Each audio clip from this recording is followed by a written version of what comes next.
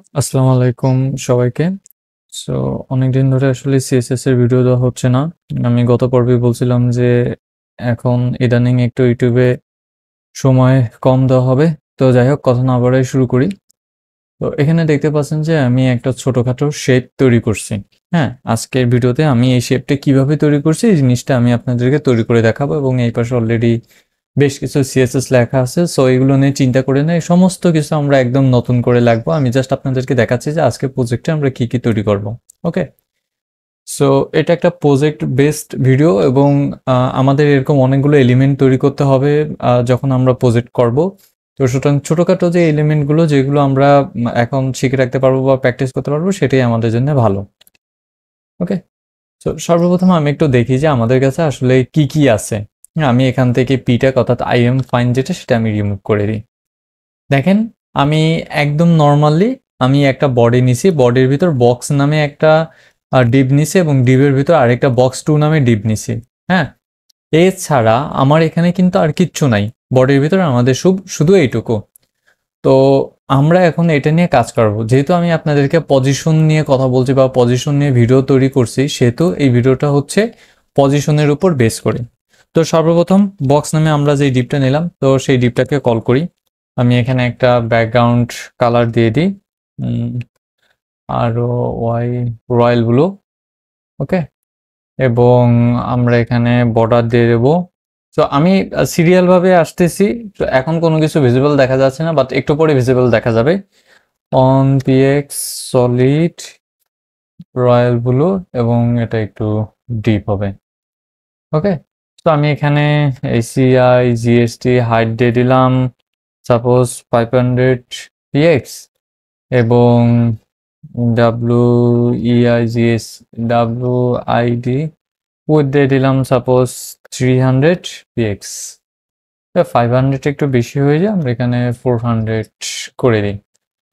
ওকে, so normally আমরা এখানে height এবং উইথ দিয়ে দিলাম। সো এখন হচ্ছে আমরা একটা বর্ডার রেডিয়াস সিলেক্ট করে দেবো। দেখেন জিনিসটা আসলে সুন্দর দেখা যাচ্ছে না।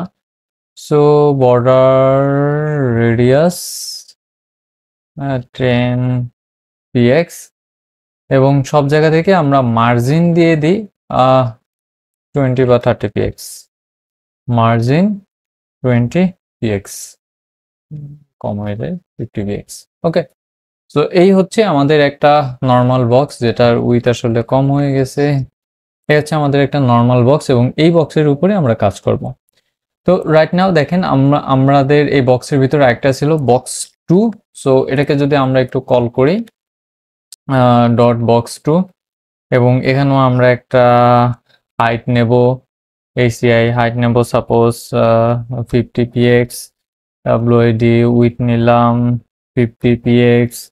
হ্যাঁ, ব্যাকগ্রাউন্ড কালার নিলাম অ্যান্টিক ব্লু। দেখতে পাচ্ছেন আসলে এখানে চলে আসছে। তো আমরা ব্যাকগ্রাউন্ড কালারটা চেঞ্জ করে ডার্ক টাইপের কিছু নেই।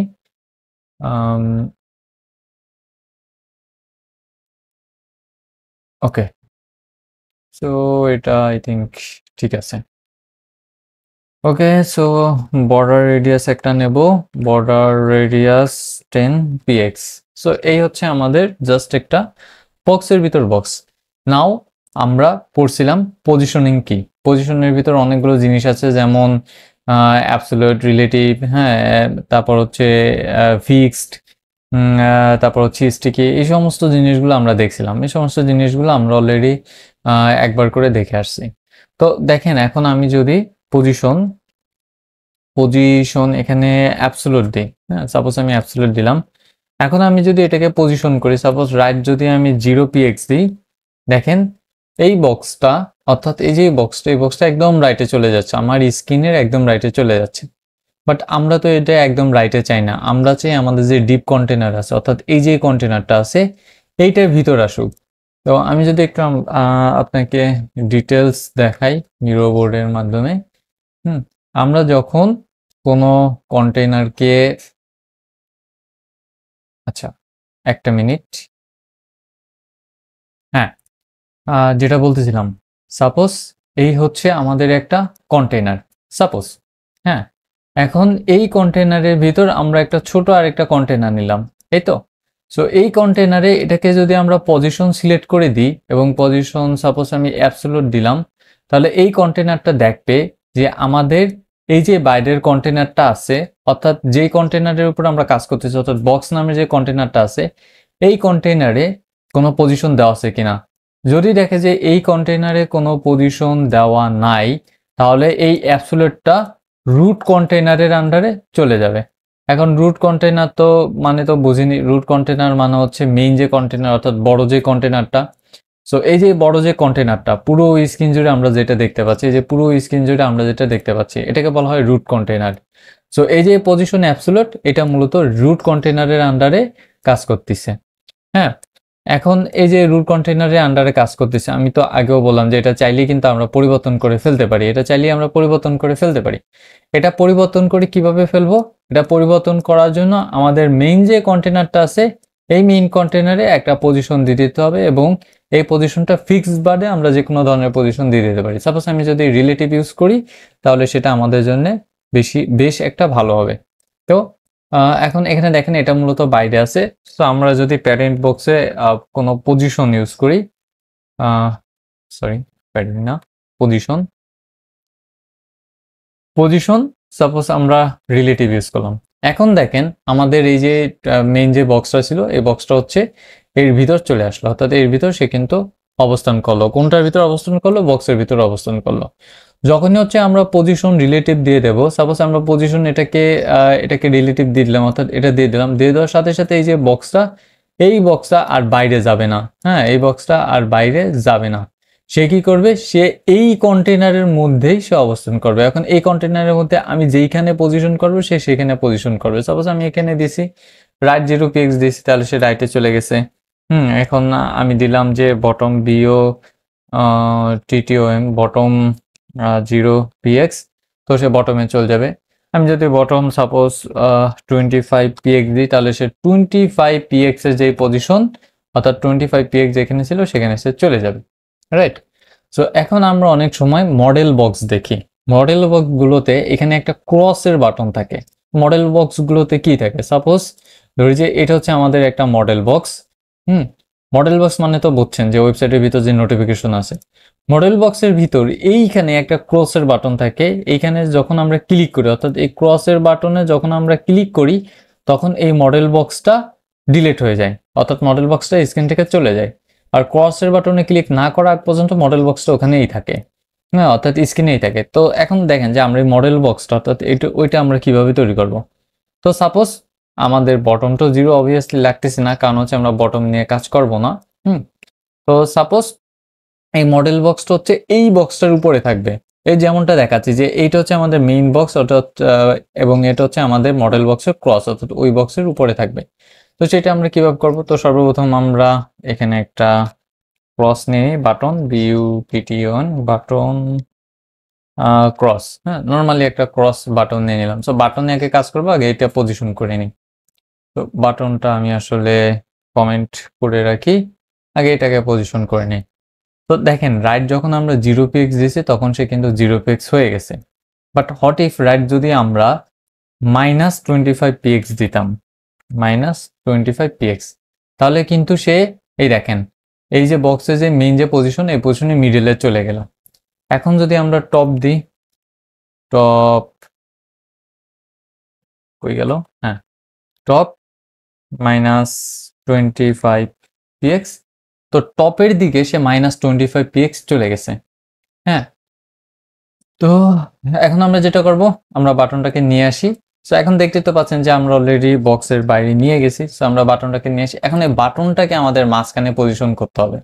তো বাটন মাঝখানে পজিশন করা আসলে তেমন কোনো ব্যাপারই না। সর্বপ্রথম আমরা ডিসপ্লে কি করব? ডিসপ্লে হচ্ছে গ্রিড দিয়ে নেব।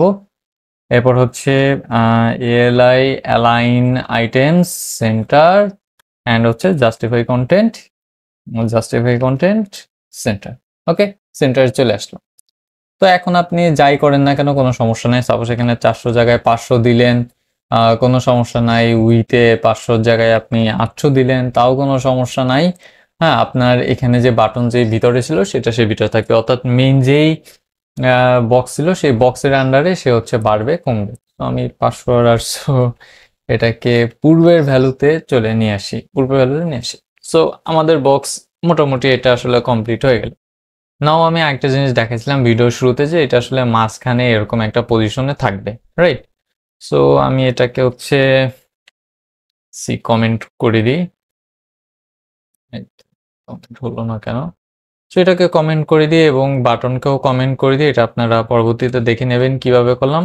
এখন আমি এখানে একটা প্যারাগ্রাফ লিখি, আই অ্যাম ফাইন। সাপোজ একটা ছোটখাটো একটা প্যারাগ্রাফ লিখলাম। তো এখন দেখেন আমাদের রাইটের পজিশন মাইনাস, আচ্ছা রাইটের পজিশন এটা থাকবে না, রাইটের পজিশন আমাদের হচ্ছে 50% থাকবে। এখন এই 50% এইভাবে থাকলে সে আসলে কাজ করবে না। কাজ না করার রিজন হলো আমাদের উইডথটা বাড়াই দিতে হবে। উইথ সাপোজ আমরা যদি কোনো কিছু না দিই তাহলে জাস্ট এরকম নেবে, দিলে ভালো। আচ্ছা আমরা উইডথটাকে দিলাম না, হ্যাঁ উইডথটা সাপোজ আমরা যদি না দিই, কন্ট্রোল এক্সি, উইডথটা আমরা কমেন্ট করে দিলাম, তাহলে নর্মালি আই এম ফাইন সে নিজের মতো সে জায়গা করে নেবে। এখন এখানে -25 দিলে দেখতে পাচ্ছেন যে এই পাশে জায়গা কম এবং এই পাশে জায়গা বেশি। আপনি যখনই ভ্যালু